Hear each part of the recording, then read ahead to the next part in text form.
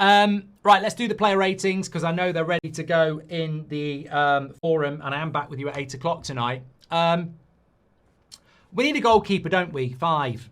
We need a goalkeeper. I think it's a little bit harsh on the second goal. It's bouncing around a lot, but does he command his area? Does he instill confidence? Of course he doesn't. Below par, 5 out of 6. Average being 6. Lenny Yoro and De Ligt today, I'd probably give them both a 6.5. It's difficult. You're playing with a goalkeeper you can't trust. You're playing with a midfield that's not good enough. And yeah, they weren't as good as previous weeks, but I don't think either of them had a bad game. And I think still they're probably our 2 best players this season. So 6.5 for both of them for me.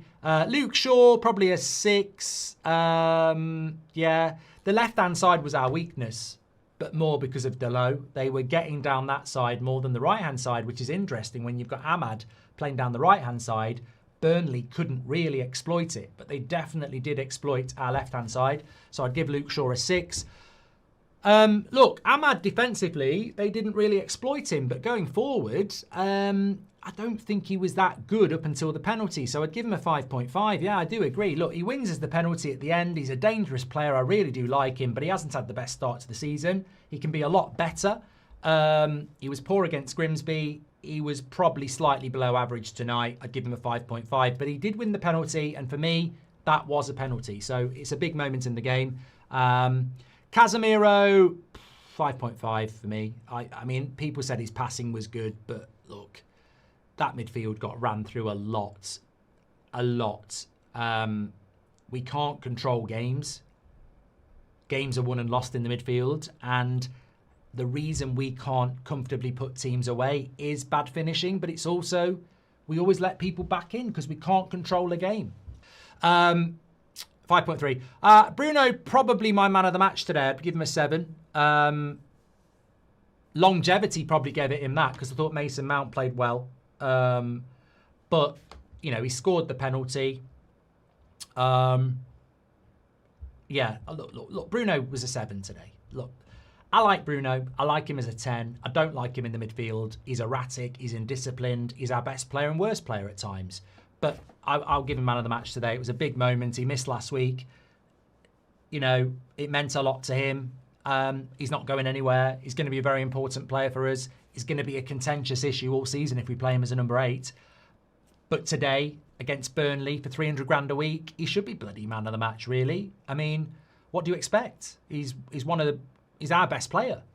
I'd expect him against Burnley to put a performance in, and you know he did put a performance in today. Was it amazing? No. Was it good enough to be my man of the match? Yes.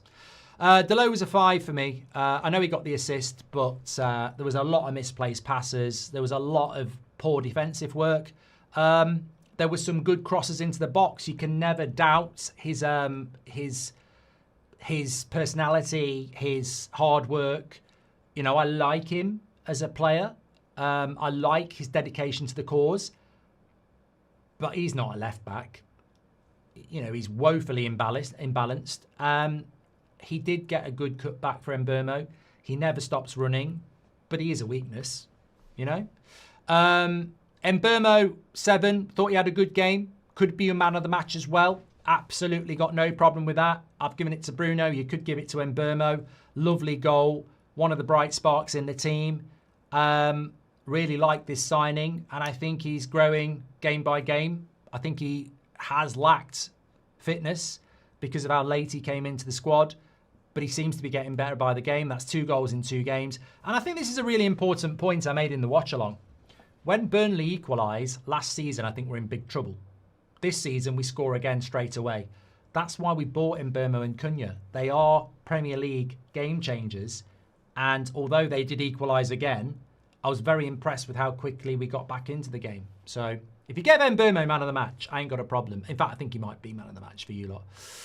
Mason Mount was a 6.5. I thought he played really well, but obviously he's only played half of the game. Disappointing. I really cannot say anything other than the stories out of Man United about Mason Mount is that he's going to be plagued by injuries for a long time. He's never going to be able to play 2 games a week, and he's probably never going to have a run of games. It's so disappointing because he's had a good start to the season. The question now, is it precautionary? Was it managed minutes? Or is he actually going to be out for 6 weeks? I don't know.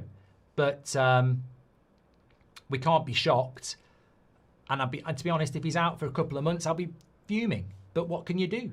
You know, we've got a player that is injury prone. So I'm hoping he's not. But, you know, to be honest, with Mason Mount, you're always walking on thin ice waiting for it to crack. And, you know, I don't know what to say. Good player, but might be injured now. Same with Cunha. Look, Cunha's not injury prone, of course, but everything was going through him up until the injury. And we just hope it's not a long injury because I think he's a very, very important player for us. 6.5 for me. Mazraoui, 6.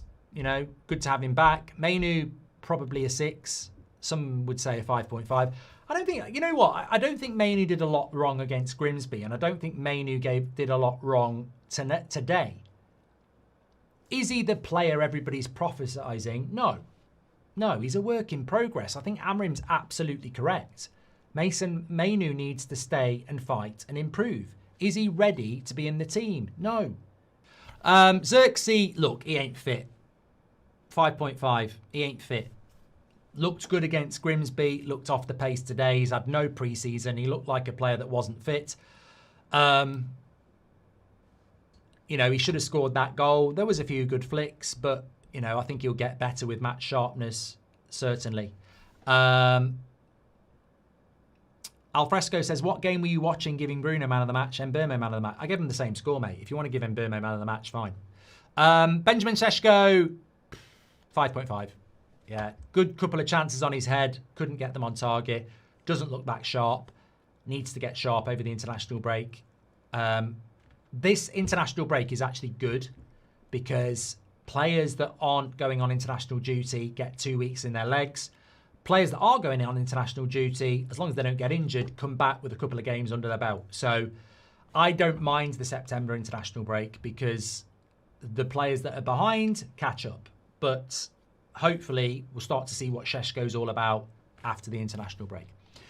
With regards to Amorim, 50,000 watching, by the way. Thank you very much. Make sure you smash a like and subscribe. With regards to Amorim, I would say that, look, it's difficult because Amorim outers are going to pelt him. Amorim inners, like myself, who don't see the point in sacking another manager, are going to say, it's only Burnley, but you can only beat what's in front of you. Is it Amorim's fault that we needed a last-minute penalty to win the game? No, it's not. We should have been 3-0 up at half-time. If that turns into 4-0, he's getting a 7 or an 8. Because it's a 3-2 last-minute penalty, he's probably going to get 5 and 6s from people. I would just say give it a standard 6. But I don't agree with 5.6 because when you're looking at the game, I'm not surprised by 5.6 because some people just don't like Amorim now. But in the context of the game, what does the manager actually do wrong? He picks a team that should be 3-0 up at half-time and ends up winning 3-2 with a last-minute penalty. That's a player-led result. The manager has managed the 3-0 win for me. The players have managed the 3-2 win.